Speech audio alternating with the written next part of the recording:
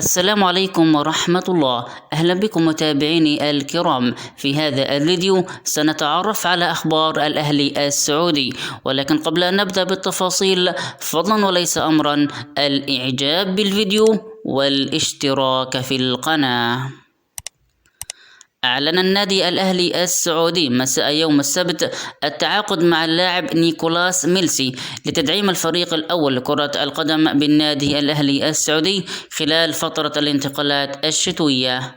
وفي وقت سابق علم سبورت 24 أن إدارة النادي الأهلي السعودي اقتربت من حسم صفقة التعاقد مع لاعب وسط الهلال السعودي السابق نيكولاس ميلسي، وجاء ضم اللاعب نيكولاس ميلسي بعد قرار الاستغناء عن المحترف الكاميروني فرانك كوم خلال فترة الانتقالات الشتوية.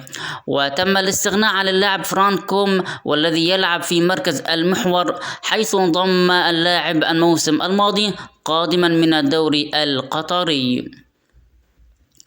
وحقق الفريق الأول لكرة القدم بالنادي الأهلي السعودي فوزا ثمينا على نظيره القيصوم مساء يوم السبت ضمن منافسات الجولة 18 بدوري يلو.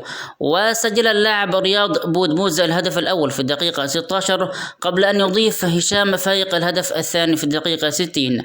وبتلك النتيجة وصل الأهلي السعودي إلى نقطة 37 في صدارة ترتيب دوري يلو، بينما تجمد رصيد القيصوم عند النقطة 21 في المركز ال 12.